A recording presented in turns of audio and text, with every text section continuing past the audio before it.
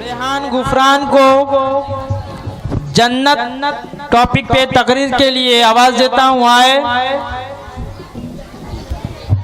नामदु व नसल्ली अला रसूलिल करीम अम्मा बाद मोहतरम सद मोहतरम सामने कराम मेरे प्यारे भाइयों और बहनों अस्सलाम वालेकुम।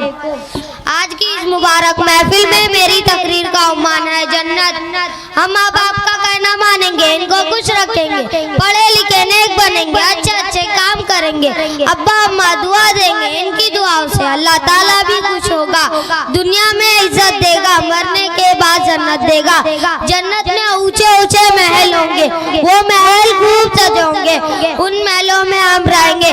जन्नत में बाग होंगे, बागों में अच्छे अच्छे फूल होंगे, मीठे मीठे फल होंगे, अमरूद होंगे, आम होंगे, सेब होंगे, अनार होंगे, केले होंगे, अंगूर होंगे, और जो चीज हम चाहे वो भी मिलेगी, मजे से खाएंगे, चैन करेंगे। ए अल्लाह हमको नेक बना, दुनिया में इज्जत दे, मरने के बाद जन्नत दे, आमीन।